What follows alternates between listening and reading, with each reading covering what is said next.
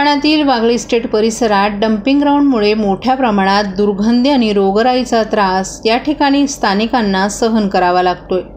गेल्या 2 ते 3 वर्षांपासून डम्पिंग हटवण्याची मागणी स्थानिक नागरिकांकडून केली जात आहे। मात्र ठाणे महानगरपालिकेकडून यावर कोणताही तोडगा काढला जात नाही। येत्या काही दिवसात हे डम्पिंग ग्राउंड न हटवल्यास तीव्र आंदोलन करत या ठिकाणच्या कचऱ्याच्या गाड्या अडवल्या जातील असा इशारा पालिकेला देत कोणताही कचरा या ठिकाणी टाकू दिला जाणार नाही अशी भूमिका स्थानिक नागरिक घेणार असल्याचं सामाजिक कार्यकर्ते रामेश्वर बचाटे यांनी सांगितलं। कोर्टाचे पिटिशन दाखल केली आहे, काय नेमकं तुम्हाला उत्तर मिळतंय आणि कधी हा निर्णय लागणार? माझं नाव रामेश्वर भीमराव बचाटे। या ठिकाणी मी 2021 पासून या ठिकाणचं डम्पिंग हटलं पाहिजे आम्ही अशी मागणी करतोय, स्थानिक नागरिकांच्या वतीनं मागणी करतोय। परंतु या महानगरपालिकेच्या अधिकाऱ्यांनी आम्हाला फक्त अशी निवेदन अशी उत्तरं दिलेली आहेत, उडवाउडवीची उत्तरं दिलेली आहेत की आम्ही दुसऱ्या ठिकाणी जागा शोधतोय, ती जागा जोपर्यंत मिळत नाही तोपर्यंत हे डम्पिंग इथेच राहील असं आमच्याकडे पत्र आहे त्यांची। आणि महाराष्ट्र शासनाचे आम्हाला काही उत्तर आले नाही। त्यामुळे गेल्या मे महिन्यामध्ये 2024ला आम्ही हायकोर्टला रिट पिटिशन दाखल केलेली आहे की या ठिकाणचं डम्पिंग हटवण्याची आम्ही मागणी केलेली आहे।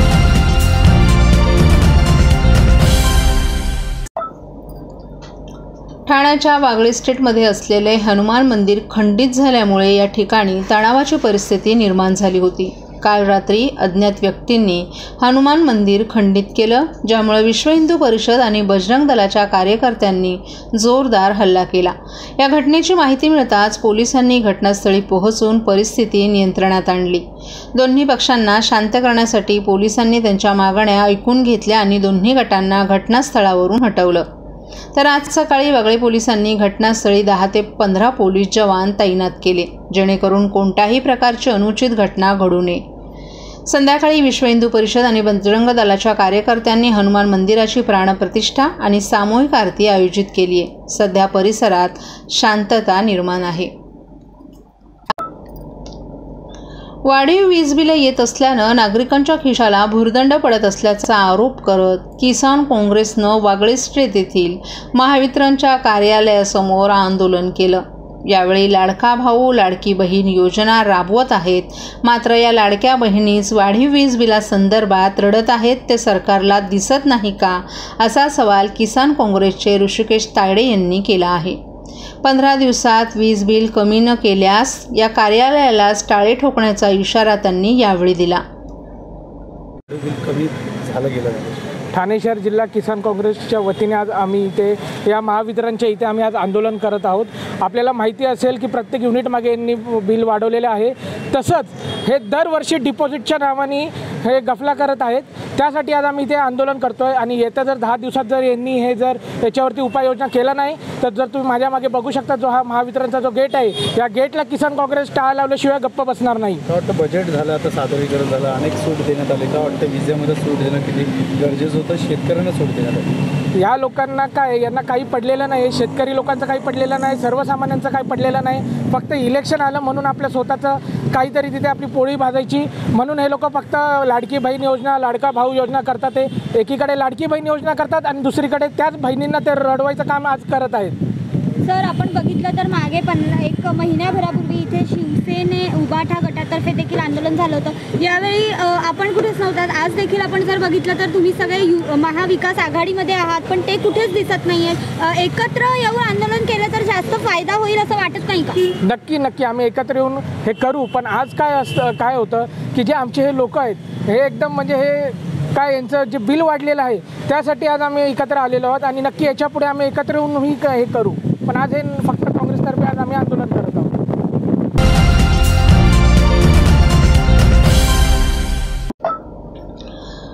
अमित शहा आणि अजितदादा यांच्यात मास्क लावून टोपी घालून बैठका झाल्या, या कपोलकल्पित मीडियानं उठवलेल्या वावड्या। मग संजय राऊत यांना काय कोकणातील दशावतारी म्हणायचं का? कल्याणपूर्व येथे भाजपनं कोणाला उमेदवारी द्यायची हा भाजपचा अंतर्गत प्रश्न आहे असं मत माध्यमांशी संवाद साधताना राष्ट्रवादी काँग्रेसचे प्रदेश प्रवक्ते, ठाणे व पालघर समन्वयक, ठाणे जिल्हा अध्यक्ष आनंद परांजपे यांनी व्यक्त केले। भारतीय जनता पक्षाचे देशातील वरिष्ठ नेतृत्व, देशाचे गृहमंत्री अमित शहा, राष्ट्रवादी काँग्रेसचे राष्ट्रीय अध्यक्ष आणि राज्याचे उपमुख्यमंत्री अजित पवार या दोन्ही नेत्यांना लपून छपून भेटण्याची काहीही गरज नाही। त्यांची भेट ज्या वेळी होते ते मीडियाला माहीत असतं. त्यामुळे अजितदादा मास्क लावून टोपी घालून या बैठकांना गेले या कपोलकल्पित अशा मीडियानं उठवलेल्या वावड्या आहेत. याच्या पलीकडे याला अधिक महत्त्व द्यायची गरज नाही. संजय राऊत हे रोज 10 वाजले की मीडियासमोर येऊन महाराष्ट्राची करमणूक करायची त्यांना सवय झाली आहे. अजित पवार यांना फिरत्या रंगमंच बोलले असतील तर संजय राऊत यांना काय कोकणातील दशावतारी म्हणायचं का?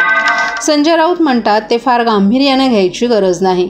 कल्याणपूर्वच्या जागेवर भारतीय जनता पक्षाचे आमदार म्हणून गणपत गायकवाड हे निवडून आले होते. आमदार म्हणून जबाबदारीच्या पदावर असताना गणपत गायकवाड यांनी जे काही कृत्य केलं ते निषेधार्थ आहेच, परंतु ही जागा भाजपची असल्यानं या जागेवर भारतीय जनता पक्षानं कोणाला उमेदवारी द्यायची हा त्यांचा अंतर्गत प्रश्न आहे.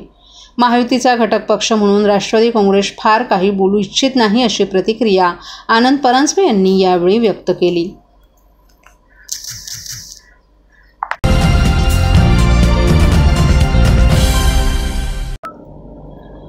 ठाणे जिल्ह्यातील जलस्रोतांचं बळकटीकरण करण्यासाठी गाळमुक्त धरण आणि गाळयुक्त शिवार योजना राबवण्याचं काम जिल्हा परिषदेच्या लघु पाटबंधारे विभागामार्फत मागील वर्षापासून करण्यात येत आहे.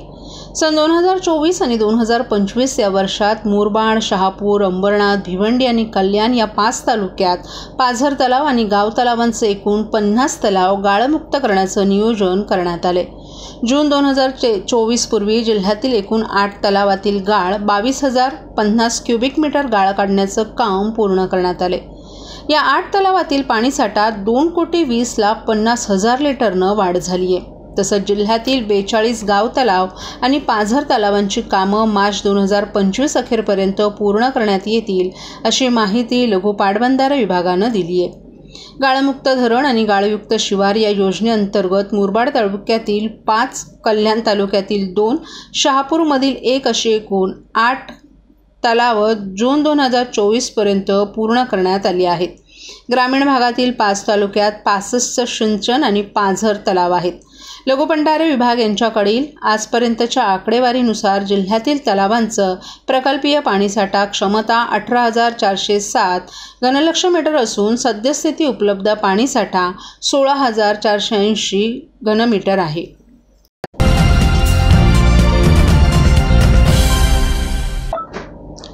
राज्य सरकारनं सामाजिक न्याय विभागाचा निधी तीर्थयात्रा योजनेसाठी वापरण्याचा निर्णय घेतलाय. तसंच मागासवर्गीय विद्यार्थ्यांच्या परदेशी शिष्यवृत्तीमध्ये कपात करण्यात आली आहे. या विरोधात रिपाई एकतावादीनं रणशिंग फुंकले. या निधीमध्ये कपात करण्याचा निर्णय मागे न घेतल्यास राज्यभर आंदोलन छेडण्याचा इशारा रिपाई एकतावादीनं दिला आहे. एकतावादी या पक्षाच्या राज्यस्तरीय मेळावा नानासाहेब इंदिसे यांच्या नेतृत्वाखाली शास्त्रीनगर येथे आयोजित करण्यात आला होता. या मेळाव्यात सामाजिक न्याय विभागाच्या निधी कपातीस विरोध करण्याचा ठराव एकमतानं पारित करण्यात आलाय. या मेळाव्यात आगामी काळात येऊ घातलेल्या विधानसभा आणि स्थानिक स्वराज्य संस्थांच्या निवडणुका आदींवर चर्चा करण्यात आली. राज्यात अनेक ठिकाणी बौद्ध, मातंग, चर्मकार समाजावर अन्याय अत्याचाराचं प्रमाण वाढीस लागले. त्याविरोधातही या बैठकीत जनआंदोलनाची दिशा ठरवण्यात आली आहे. यावेळी नानासाहेब इंदिसे यांनी परदेशी शिक्षण घेणाऱ्या दलित विद्यार्थ्यांच्या शिष्यवृत्तीमध्ये 50% कपात करण्यात आल्याचं सांगितलं. तसंच अटी देखील जाचक करण्यात आल्या आहेत. सामाजिक न्याय विभागाचा निधी दलित विकासावर खर्च करण्याऐवजी इतरत्र वळवण्यात येत आहे. ही बाब अत्यंत चुकीची आहे. मुख्यमंत्री संवेदनशील आहेत, मात्र त्यांच्याकडून जर असं होणार असेल तर मागासवर्गीय समाजावर हा मोठा अन्याय आहे. या संदर्भात आपण मुख्यमंत्री एकनाथ शिंदे यांचीही भेट घेणार आहोत. जर त्यानंतरही निधी वर्ग करणं न थांबल्यास आम्ही राज्यभर आंदोलन छेडू असा इशारा इंदिसे यांनी दिलाय. या मेळाव्यास प्रदेशाध्यक्ष विकास निकम, कार्याध्यक्ष जितेंद्रकुमार इंदिसे, राष्ट्रीय युवा अध्यक्ष भैयासाहेब इंदिसे, राष्ट्रीय सरचिटणीस प्रल्हाद सोनवणे यांच्यासह विविध जिल्ह्यांचे अध्यक्ष, कार्यकारिणी सदस्य आदीही उपस्थित होते. महाराष्ट्र राज्य कार्यकारिणीच्या बैठकीमध्ये 2 विषयावर अति महत्त्वाची चर्चा झाली. एक, समाज कल्याण विभागाचा, न्याय विभागाचा जो निधी आहे तो शासन अन्यत्र वळवते, त्याला आमचा सक्त विरोध आहे. हा निधी परत आम्हाला करावा सामाजिक न्याय विभागाला, हा त्याच्यामध्ये मोठी चर्चा चालू झालेली आहे. यासाठी आदरणीय नामदार मुख्यमंत्री साहेबांची भेट घेऊन त्या ठिकाणी हा प्रश्न कसा निघेल, तो तोडगा निघेल यासंबंधी प्रयत्न करणार. आणि विधानसभेच्या निवडणुकीसंबंधात महाराष्ट्र प्रदेशचे अध्यक्ष विकासजी निकम, भैयासाहेब इंदिसे, भाऊसाहेब इंदिसे, प्रल्हाद सोनवणे हे 5 लोकांची एक समिती आहे. ती समविचारी पक्षाची चर्चा करून पुढील प्रश्न निकालात काढतो. ना किती जागा लढवणार किंवा मग कोणाशी बोलणार आहात काय? नाही तर ते आता हे समिती ठरवेल. समविचारी पक्ष युतीशी बोलण्याचा प्रश्नच येत नाही. विचार झाला तर महाविकास आघाडी चालेल.